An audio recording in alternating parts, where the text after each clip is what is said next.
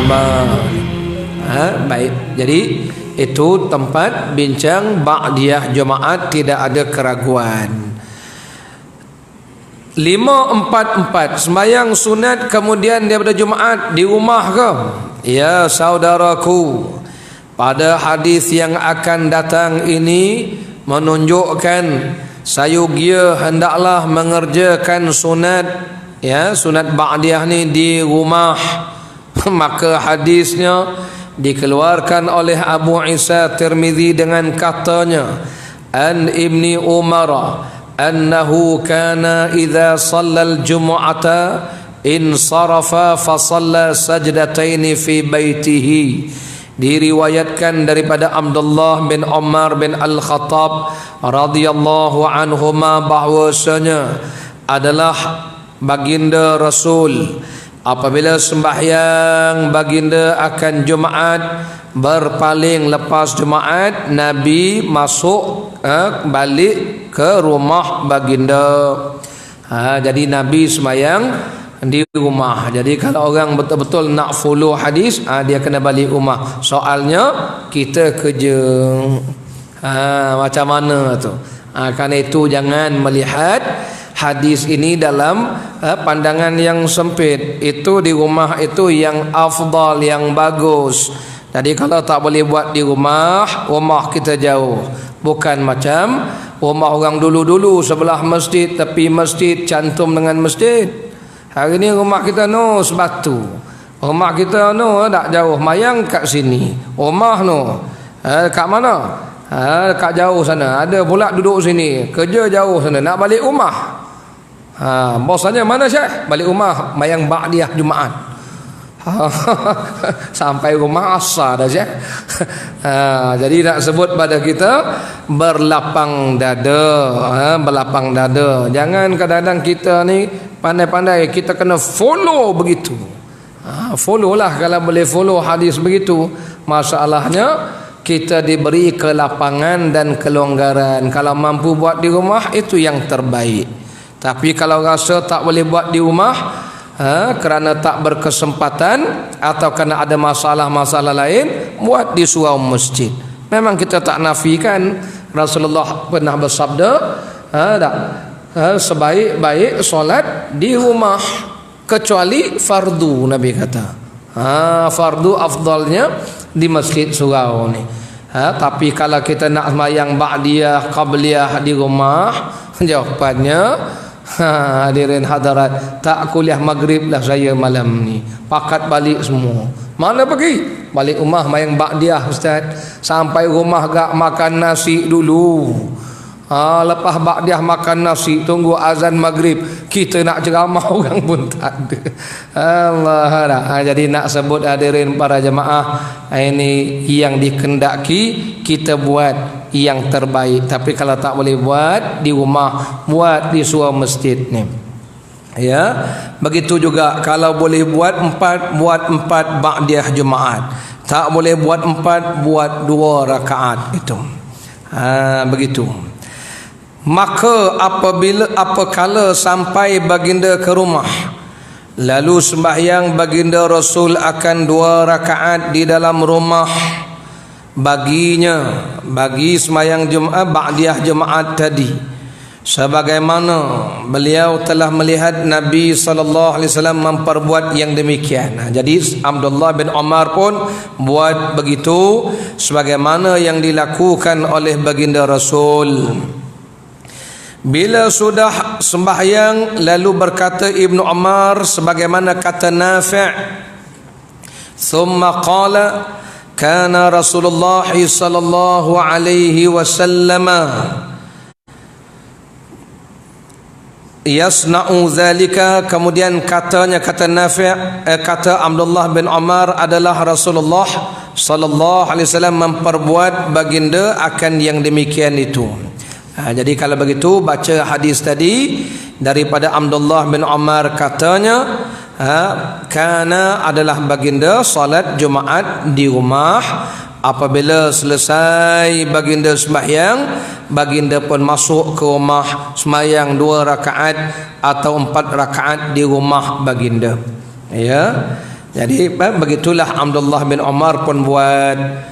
Jadi kata Abdullah bin Umar, yasna'u zalika, begitulah yang dilakukan oleh baginda Rasul, yakni sembahyang sunat ba'diyah Jumaat, kemudian daripada Jumaat di rumah 2 rakaat. Kata Abu Isa, bermula hadis ini hasan lagi sahih. Satu jalannya hasan, satu sanadnya sahih, dan telah dikeluarkan dia hadis ini oleh Imam Muslim dalam Sahih Muslim. Sembahyang sunat 4 rakaat kemudian daripada Jumaat. Jadi jangan kelirulah 2 ke 4. Jawapannya hadirin hadirat, sebagus-bagusnya 4. Ini cerita ba'diyah Jumaat. Nanti kita akan cerita qabliyah Jumaat pula. Yang setengah orang hari ni kata boleh ke buat. Bukan ke zaman Nabi dulu, bila sudah dilaungkan azan, khatib berada di atas mimbar. Ialah zaman Nabi, khatib naik mimbar baru azan, azannya sekali. Begitulah zaman Sayyidina Abu Bakar, khatib naik mimbar, azan, azannya pun sekali. Jadi bila ba'diyah qabliyahnya, itu nanti kita jawab satu persatu. Selesaikan dulu tentang ba'diyah Jumaat ini. Ini pun khilaf, 2 ke 4, 2 ke 4. Jawapannya buat, jangan tak buat. Ya tak? Jadi nanti balah tak buat. Macam baru ni lah. Tuan-tuan tahu cerita, apa cerita baru ni? Cerita baru ni, orang puasa sunat 8 Zulhijjah, kita panggil hari Tarwiyah. 9 Zulhijjah kita panggil hari Arafah. Orang duk berbincang dalam Facebook, dalam internet, ada ke tak ada puasa Tarwiyah tu, 8 Zulhijjah tu ada ke tak ada? Jawapannya, orang dah puasa 8 hari kau bincang lagi. Kita duk pakai hadis Nabi. Nabi bersabda, hadis sahih, Nabi bersabda, tidak adalah hari yang paling bagus beribadah, banyakkan ibadah 10 hari awal Zulhijjah.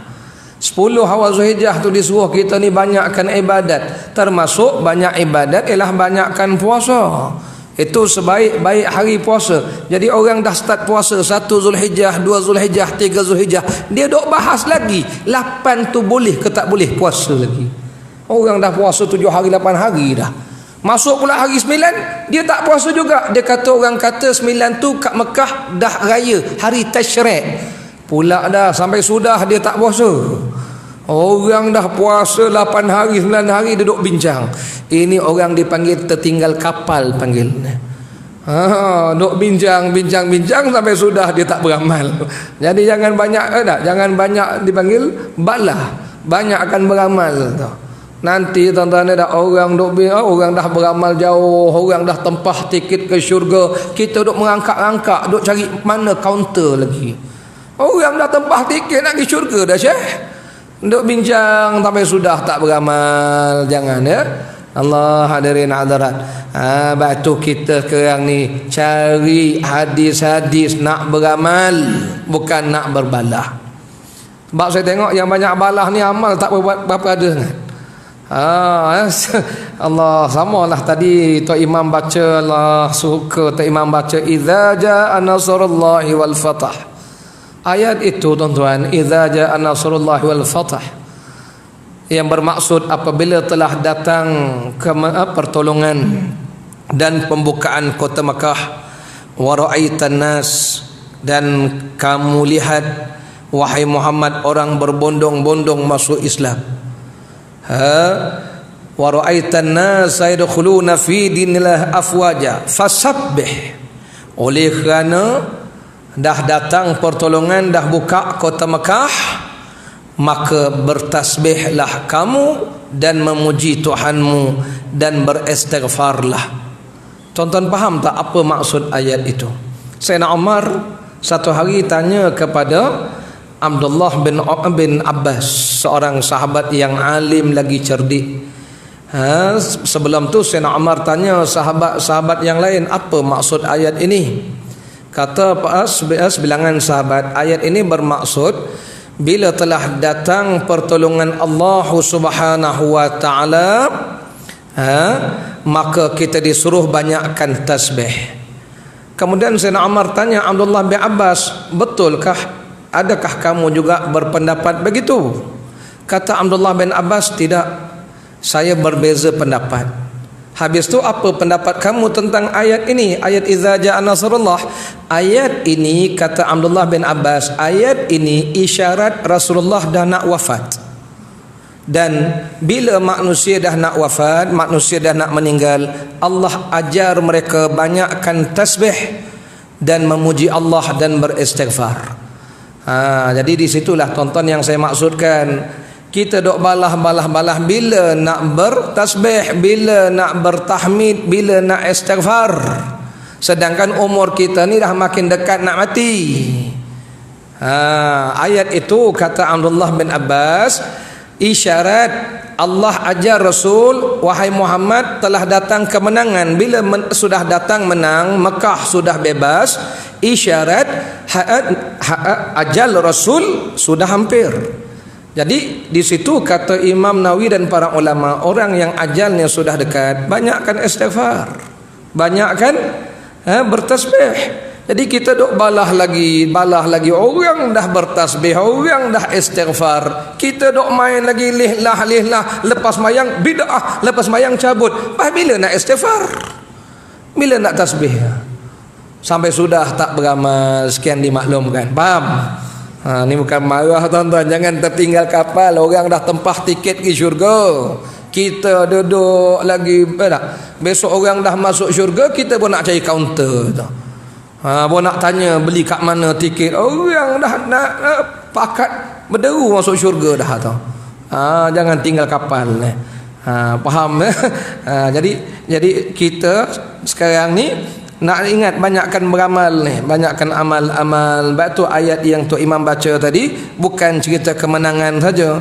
Kata Imam Nawawi dalam kitab Riyadhus Shalihin, ayat itu menceritakan bila ajal kita dah dekat, banyakkan tasbih, banyakkan bertahmid, dan banyakkan beristighfar dan bertaubat.